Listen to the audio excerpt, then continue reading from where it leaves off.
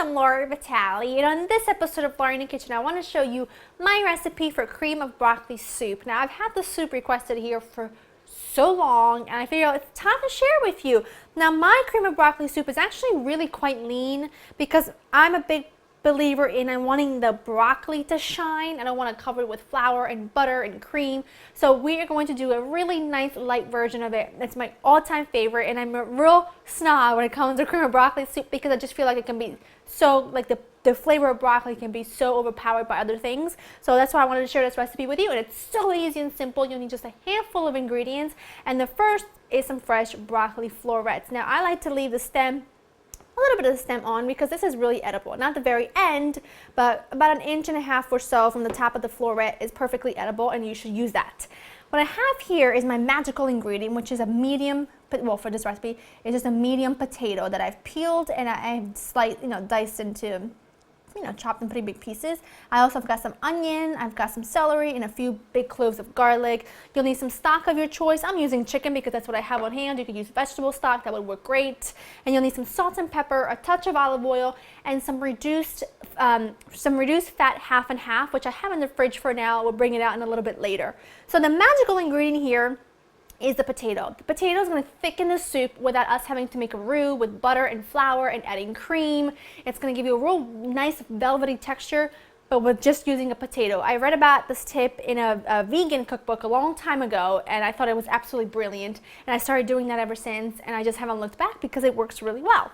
In my soup pot, I've got a little bit of olive oil in there, about 1.5 tablespoons of olive oil. It's been preheating over about medium heat, and to that I'm going to add in all of my veggies. I've got my, well, technically not all of them because I'm not adding my my broccoli yet. I'm just adding my onion, my potato, my celery and garlic. And I'm going to let those cook for a few minutes. I'm going to season them lightly with some salt and pepper.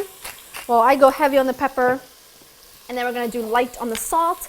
And we're just going to let these cook for about 4 to 5 minutes or until they've developed some color and begin to cook down a bit, and you can really smell the aromatics through the kitchen. That's when you know you're in a really good spot. You can see the veggies have started to develop some color, which is what I want.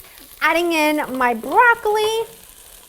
Look at that. Now, that looks like a lot of broccoli, and it is, but it's all going to cook down. I'm going to add in some stock, which you guys know for me, I've just been using this base. If I can get it open, adding a little bit of that in there. And then what I'm going to do, I'm just going to add a touch more water to cover up the top of the broccoli, only because apparently I had more broccoli than I thought. And then all I'm going to do is let this simmer for about 20 to 25 minutes or until my broccoli is really nice and tender, and then I will show you the next step. My soup simmered for about 20 minutes. I just turned it off because I'm going to puree this using my immersion blender, and you always want to make sure you turn off the heat before you do that. So I'm just going to pop this in and puree it until it's nice and smooth. You can do this in a blender if you want to, but this just works really nice and easy, and I'm going to get it all smooth. That's really lovely and creamy. Now, you could serve this just like this and it would be creamy and delicious, but just to make it a touch creamier, I'm going to add some reduced fat half and half. It's just 1/4 cup of it, and just makes it a little bit creamier. And all I did was just turn the heat back on just to worm it through one last time with the cream. It smells phenomenal. You can serve it with whatever you prefer on top. Maybe some shredded cheddar if you want to, some croutons.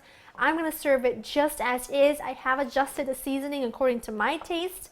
I've added a little bit more salt and pepper, but that is perfect for me. I'm just going to serve a little tiny bit for myself so that you can see how, look at that. I mean, really look how creamy this is. I mean, if that's not cream of broccoli soup, I don't know what is. Smells phenomenal. You can really smell the broccoli.